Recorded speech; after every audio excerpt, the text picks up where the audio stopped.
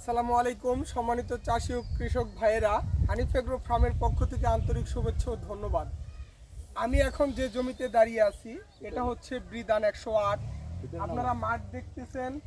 আমরা বাংলাদেশ ধান গবেষণা ইনস্টিটিউট থেকে বিডার বীজ সংগ্রহ করে বীজ উৎপাদনের জন্য এখানে আপনার 2 বিঘা জমিতে আমরা বৃদান 108 চাষ করেছি।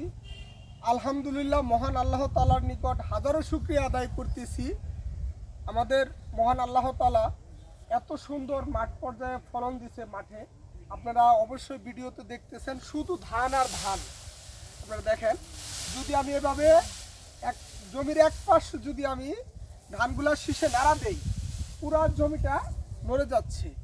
তো এর থেকে আর কি একজন কৃষকের তৃপ্তি তো এটাই।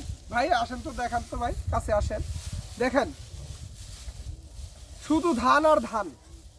ধানগুলা 60% পেকে গেছে, আর আপনার হচ্ছে 20% পেকে গেলে আমরা ধানগুলা কেটে ফেলবো। আজকে আমাদের উপজেলার সম্মানিত কৃষি সম্প্রসারণ অফিসার স্যার আমাদের এই মাঠ পর্যায়ে এসেছিলেন। এর আগেও আমাদের জেলা বীজ প্রত্যয়ন স্যার ওনারা মাঠ পর্যবেক্ষণ করে গেছেন। তো আমি আপনাদেরকে মাঠের চতুর্দিকটা একটু ঘুরে দেখাচ্ছি। এই যে দেখেন,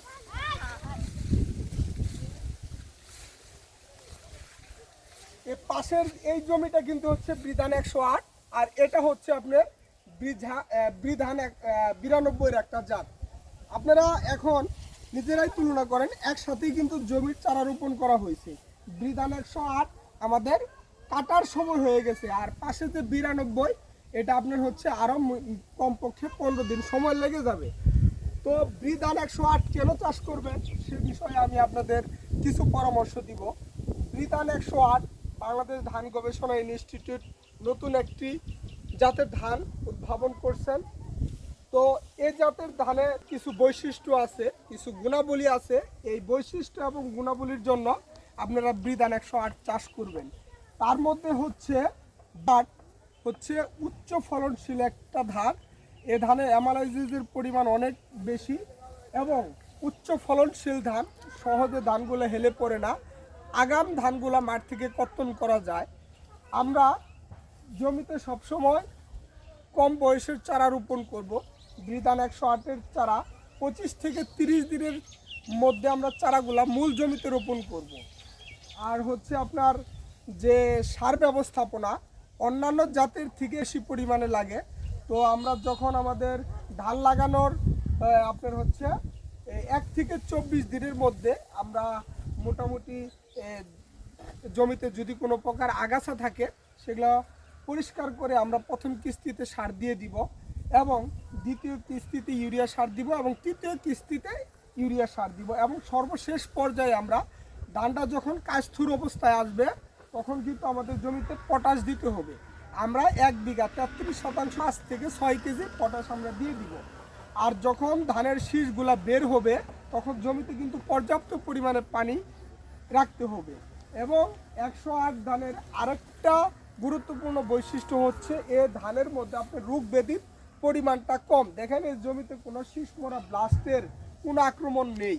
অন্যান্য জাতের ধানের মধ্যে যেমন বৃধান 29, 28, 92 এগুলো অনেক আগেকার পুরাতন জাত, এগুলাতে আপনার হচ্ছে ব্লাস্টের কিছু আক্রমণ কিন্তু পাওয়া যায়, দেখা যায়। কিন্তু আমাদের এই বৃধান 108-এ কিন্তু কোনো ব্লাস্টের আক্রমণ নাই। তো আমরা যদি প্রতিনিয়ত আমাদের উপজেলা কৃষি কর্মকর্তা স্যার, কৃষি সম্প্রসারণ কর্মকর্তা স্যাররা আছে এবং উপসহকারী স্যাররা আছে, ওনাদের পরামর্শ নিয়ে, এবং যদি আমরা নতুন নতুন জাতগুলা যদি আমরা মাঠে চাষাবাদ করি অবশ্যই আমরা কিন্তু ফলন বেশি পাবো।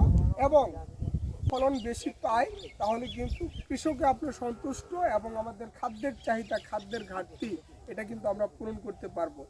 তো আবারও আমি আপনাদেরকে পরামর্শ দিব, আমরা বড় মৌসুমে বৃধান 108 চাষাবাদ করব। আর একটা উচ্চ ফলনশীল ধান আগাম কাটা যায় সেসব বিষয়গুলা বিবেচনা করে আমার মনে হয় সর্বোপরি বৃধান 108 চাষ করা আমাদের সকলের জন্য উত্তম। আমি আমার সকল কৃষক ভাইদেরকে জানাই আপনাদেরকে আমি বিনীতভাবে অনুরোধ করব আপনারা বিদার 108 চাষাবাদ করবেন এবং আপনাদেরকে আমি দোয়া করি আপনারা সুস্বাস্থ্য থাকেন এবং হচ্ছে নতুন নতুন যাতে ধান চাষাবাদ করে এবং যদি আমাদের পর্যাপ্ত পরিমাণ আমরা ফলন উৎপাদন করতে পারি তাহলে আমাদের দেশে যে খাদ্যের স্বয়ংসম্পূর্ণ খাদ্যের যে ঘাটতি চাহিদা আমরা মেটাতে পারবো। আবারও আমি কৃষক ভাইদেরকে এবং সকল ভাইদেরকে ধন্যবাদ জানিয়ে আপনাদের মাঝে আসসালামু আলাইকুম।